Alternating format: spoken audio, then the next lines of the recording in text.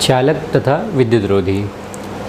एक उदाहरण से समझते हैं, जिसे मान लीजिए कि आपने कंघी लिया प्लास्टिक का और उस कंघी को बाल पर घुमाना शुरू किया। समझिए कि आप उस कंघी से बाल को घिस रहे हैं, ऐसा बना सकते हैं, आप बाल बना रहे हैं। उसके बाद आपने क्या किया, उसी कंघी को, जो प्लास्टिक का कंघा था, आपने उसको कागज़ के कुछ टुकड़ों के पास, उसके नज़दीक लेकर गए। तो आप ये देखेंगे कि जो वो कंघी है, उस कंघी से कागज़ के टुकड़े आपस में चिपक रहे होंगे। यानी जो कागज़ के टुकड़े हैं उनके और कंघी के बीच में आकर्षित बल लग रहा होगा और वो सभी एक दूसरे से चिपक रहे होंगे। तो जैसे अगर मान लीजिए कि कंघी का एक ये मान लीजिए तो उसका नीब हो गया जो कंघे में होता है, तो यहाँ से एक कागज़ का टुकड़ा चिपका होगा, फिर उससे एक दूसरा, उससे एक तीसरा, इस तरह से कागज़ के टुकड़े जो रहेंगे आपस में चिपके हुए रहेंगे। लेकिन अगर आप इसी प्रयोग को किसी एक, जैसे मान लीजिए कि आपके पास स्टील का एक चम्मच है और आपने उस चम्मच को सिर में घिसा, जैसे बाल में आप कंघी को घिस रहे थे, ठीक उसी तरह से कंघी ने घिसकर आप उस चम्मच को लीजिए, स्पून को, और उसको सिर में घिसिए और फिर आप उन्हीं कागज़ के टुकड़े के पास लेकर जाइए। तो आप ये देखेंगे कि जो कागज़ के टुकड़े हैं वो इस चम्मच से आकर्षित नहीं होंगे। ऐसा नहीं कि प्रतिकर्षित होंगे, ना तो प्रतिकर्षित होंगे और ना ही आकर्षित होंगे। यानी एक ही प्रयोग को आपने दो बार दोहराया। एक बार आपने उसको प्लास्टिक के कंघे से किया और एक बार आपने उसको स्टील के स्पून से किया। आपने ये देखा कि कंघे के केस में उस कंघी से जो कागज़ के टुकड़े थे वो चिपक रहे थे, लेकिन जो स्पून था स्टील का, उसमें ऐसा नहीं हुआ। तो स्पून के केस में ऐसा क्या होता है और जो प्लास्टिक का कंघा था उसमें ऐसा क्या था जिसकी वजह से कहीं पर आकर्षण हुआ और कहीं पर आकर्षण नहीं हुआ। वही बात समझने के लिए आपको समझना है चालक तथा विद्युतरोधी। अब पहले चालक और विद्युतरोधी क्या होता है उसको समझ लेते हैं, फिर उसके बाद जो हम लोगों ने यहाँ पर उदाहरण लिया वहाँ पर दोबारा आते हैं। जो चालक होता है, चालक का मतलब होता है कंडक्टर। जिसे मान लीजिए कि आपने कोई एक प्लेट लिया। जब भी यहाँ पर मैं कोई एक प्लेट बोल रहा हूँ तो उस प्लेट का मतलब ये होता है कि वो एक स्टील का प्लेट होगा, एल्युमिनियम का होगा, कॉपर का होगा, लोहे का होगा, मतलब कि कोई न कोई वो धातु का बना हुआ रहेगा। तो कोई एक प्लेट आपने यहाँ पे लिया।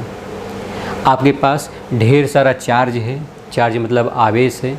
वो आवेश प्लस भी हो सकता है, धनात्मक भी हो सकता है और ऋणात्मक भी हो सकता है। तो आपके पास ढेर सारा आवेश है।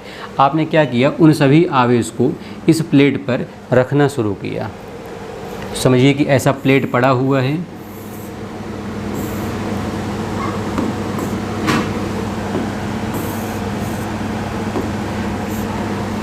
और आपने इस प्लेट के ऊपर उन आवेशों को गिराना शुरू किया। अभी मैं आवेश को ई से लिखता हूँ। आगे चल के हम समझेंगे कि ये जो ई होता है वो आवेश के मान के बराबर होता है कि किसी भी वस्तु के पास अगर आवेश है तो वो आवेश का कम से कम कितना मान होगा उसको हम लोग ई से दर्शाते हैं। समझिए कि बाल्टी भर के अपने पास ढेर सारा आवेश है और हमने उन सभी आवेश को इस प्लेट पर गिराना स्टार्ट किया।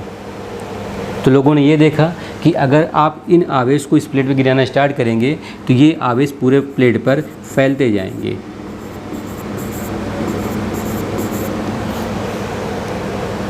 थोड़ी टाइम में आप देखेंगे कि जो आवेश है, जितने भी आवेश आप इस प्लेट पर गिराए होंगे, पूरे के पूरे आवेश पूरे प्लेट पर फैल जाएंगे। अब अगर इस प्लेट को आपने, आप मतलब मैं, आप, मानव, ह्यूमन, अगर इस प्लेट को आप या हमने टच कर दिया, और हम क्योंकि ज़मीन से जुड़े हुए रहते हैं, अर्थ से जुड़े हुए रहते हैं, तो ये जो आवेश है वो हमारे अंदर से बहना शुरू हो जाएंगे और हमारे अंदर से बहते हुए जो अर्थ है, पृथ्वी, वहाँ चले जाएंगे। ऐसा क्यों हो रहा है? क्योंकि ये जो हम लोगों ने प्लेट लिया था वो एक धातु है, मेटल। मेटल क्या होता है? चालक होता है।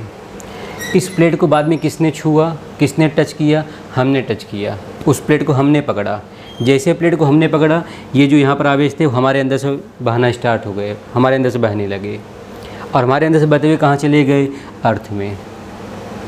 आगे हम लोग बात करेंगे। आप देखिए अर्थिंग होता है, अर्थिंग लगाते हैं, तो वो जो अर्थिंग होता है वो भी कुछ ऐसा ही होता है, बट उसको हम लोग आगे जब पढ़ेंगे तो उसके बारे में बात करेंगे। बट ये वो हो गया।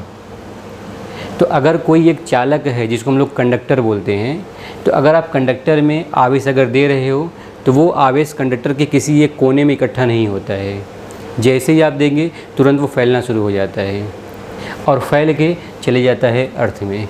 जैसे अगर ऐसा कनेक्शन रहा तो जैसे हम लोगों ने बोला कि पहले प्लेट है, प्लेट को हाथ से छुआ, जब प्लेट को हमने पकड़ा तो आवेश हमारे अंदर से बहते हुए अर्थ में चले गया, क्योंकि प्लेट, आप, अर्थ हम सब चालक होते हैं। और अगर हम सब चालक हैं तो हमारे अंदर से जो आवेश होता है, जिसको हम लोग इलेक्ट्रॉन बोल सकते हैं, मुक्त इलेक्ट्रॉन, फ्री इलेक्ट्रॉन, वो हमारे अंदर से बहते हैं, फ्लो करते हैं। तो जिन वस्तुओं के थ्रू या जिसके अंदर से आवेश स्थानांतरित होते हैं, फ्लो होते हैं, बहते हैं, उसको हम लोग क्या बोलते हैं? चालक। अगर यहीं पर जो हमने प्लेट लिया हुआ था, मान लीजिए कि आपने यहाँ पर प्लास्टिक का प्लेट लिया, प्लास्टिक का प्लेट, और आपने इसी प्रयोग को दोबारा से करना शुरू कर दिया। आपके पास बाल्टी भर के ढेर सारा आवेश है और आपने उन आवेश को इस प्लास्टिक के प्लेट पर गिराना शुरू किया, तो आप ये देखेंगे कि जो आवेश होंगे वो जहाँ पर गिर रहे होंगे वहीं पर इकट्ठा हो जाएंगे। मतलब ये हुआ कि जो ये आवेश होंगे वो आवेश इस प्लास्टिक के प्लेट पर फैलेंगे नहीं, जिसे यहाँ पर फैल गए थे। यहाँ पर जहाँ पर गिर रहे होंगे वहीं पर रुके हुए रहेंगे, वहीं पर पड़े हुए रहेंगे। अगर आप इस प्लास्टिक के प्लेट को यहाँ से हाथ भी लगाते हो जहाँ पर कोई आवेश नहीं है, तो किसी भी आवेश का स्थानांतरण नहीं होगा, कोई भी आवेश आपके अंदर से फ्लो नहीं करेगा। तो ये जो है प्लास्टिक, इसको हम लोग क्या बोलते हैं? विद्युत रोधी। विद्युत रोधी का मतलब ये होता है कि ऐसी वस्तुएं, ऐसे मटेरियल्स जो अपने अंदर से आवेश के फ्लो को, आवेश के बहाव को रोकती हैं, जो अपने अंदर से आवेश को बहने से रोकती हैं, उसको हम लोग क्या बोलते हैं? विद्युत रोधी। उसको आप बोल सकते हैं इंसुलेटर। तो एक होता है कंडक्टर और एक होता है इंसुलेटर। जैसे प्लास्टिक हो गया, रबर हो गया। आप देखिए जब कहीं पर आपको ऐसा बोलते हैं कि अगर कहीं पर कोई आप तार जोड़ना चाहते हैं, वायर जोड़ना चाहते हैं और आप चाहते हैं कि करंट वगैरह न लगे, तो बोलते हैं कि स्लीपर पहने रबर का, या फिर हाथ में दस्ताने पहन लें जो प्लास्टिक या रबर का बना हुआ रहे, ताकि आपको करंट ना लगे। तो वो जो प्लास्टिक का या रबर का बोला जाता है वो इसलिए क्योंकि वो क्या होते हैं? विद्युत रोधी होते हैं। अगर मान लीजिए कि उस वायर से करंट बह भी रहा होगा तो वहाँ पर चार्ज इकट्ठा हो जाएंगे, जिसे जो दस्ताना होगा वहाँ पर जो आवेश है वो इकट्ठा हो जाएंगे, लेकिन वो बहेंगे नहीं। और जब तक आवेश बहेगा नहीं आपके शरीर से, तब तक आपको करंट नहीं लगेगा। तो यहाँ पर वही कहानी होता है। और यही बात हुआ था जो हमने एग्जाम्पल लिया था शुरू में, वो कंघी का और उसका स्पून का। स्पून किसका था? स्टील का था। जब उसको आपने अपने बाल पर घिसा तो बाल पे घिसने की वजह से, जैसे हम लोग को पहले से पता है कि जब कभी भी हम लोग दो वस्तुओं को आपस में घिसते हैं तो एक वस्तु से दूसरे वस्तु में आवेश का स्थानांतरण होता है। तो यहाँ पर आवेश का स्थानांतरण हुआ। तो अगर स्पून है तो स्पून एक तरह का क्या होता है? चालक होता है। तो अगर उस पर कोई भी आवेश का स्थानांतरण हुआ होगा तो वो पूरे स्पून पे फैला होगा, क्योंकि स्पून को आपने पकड़ा हुआ है, आप मतलब आप भी एक तरह के चालक हुए। तो वो जो आवेश यहाँ पर आया होगा इस स्पून के इस भाग में, वो यहाँ से होते हुए, आपसे होते हुए अर्थ में चले गया होगा। अब अगर यहाँ पर कोई आवेश रुका ही नहीं तो जब आप इसको पेपर के पास लेकर जाओगे तो पेपर को यह आकर्षित या प्रतिकर्षित नहीं करेगा। लेकिन यहीं पर अगर आप कंघे का एग्जाम्पल लेते हैं तो क्या होगा? कंघी क्या था? प्लास्टिक का बना हुआ था। अगर कंघी प्लास्टिक का बना हुआ था, इसका मतलब ये हुआ कि वो एक तरह का विद्युत रोधी है। तो जब उसको आप अपने सिर पे घिसे होगे तो जो भी भाग, जिस भाग में आवेश इकट्ठा हुआ रहेगा, क्योंकि ये विद्युत रोधी है तो आवेश जो है वो यहाँ से बहेगा नहीं। विद्युत रोधी मतलब इंसुलेटर होता है, और अगर इंसुलेटर है तो आवेश जहाँ पर आप रखते हैं वहीं पर इकट्ठा हुआ रहता है, वो बहता नहीं है। और अगर आवेश फ्लो नहीं होगा, इसका मतलब कि आवेश जो है वो आपके शरीर से होते हुए पृथ्वी पर नहीं जाएगा। तो वो सभी आवेश यहाँ पर इकट्ठा रहेंगे। अगर सभी आवेश यहाँ पर इकट्ठा रहेंगे तो जब इसको आप पेपर के पास लेके जाएंगे तो वहाँ पर वही होता है जो हमने पहले पढ़ा हुआ है। तो वहाँ पर जो पेपर है उसके अंदर धनात्मक और ऋणात्मक दोनों आवेश होगा। तो यहाँ पर जैसे मान लीजिए कि जो प्लास्टिक है यहाँ पर ऋणात्मक आवेश है, तो पेपर का धनात्मक आकर्षित होगा। जैसे अगर आपने यहाँ पे पेपर बनाया तो पेपर में धन और माइनस, धनात्मक और ऋणात्मक दोनों होते हैं। आपने कंघे को ला के रखा, कंघे पर ऋणात्मक आवेश है क्योंकि प्लास्टिक का है, हमने इसके पहले देखा हुआ है कि अगर प्लास्टिक है तो वहाँ पर होता है ऋणात्मक आवेश घिसने के बाद। तो ये ऋणात्मक क्या करेगा, धनात्मक को, क्योंकि ये वी जाती हुई तो इसको आकर्षित करेगा और इसको प्रतिकर्षित करेगा। तो जो ये धन है वो यहाँ आ जाएगा और माइनस यहाँ आ जाएगा। कहने का मतलब ये है कि आपको ये कुछ ऐसा देखने को मिलेगा, यहाँ पे आ जाएगा धन और यहाँ पर आ जाएगा माइनस। अब जो दूसरा पेपर का पीस होगा वो इस पेपर से अगर चिपकना चाहेगा तो ध्यान रखिएगा यहाँ पर ऋणात्मक आवेश है। अगर ऋणात्मक आवेश है तो दूसरे पेपर का यहाँ पर रहेगा धनात्मक और यहाँ रहेगा ऋणात्मक।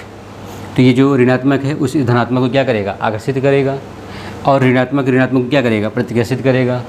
जो तीसरा पेपर का पीस होगा वो कुछ इस तरह से मान लीजिए है, इसका धनात्मक यहाँ होगा, ऋणात्मक यहाँ होगा। इस तरह से सभी पेपर एक दूसरे को चिपके हुए रहेंगे और ये जो पेपर है वो जो कंघा है उसे चिपका हुआ रहेगा।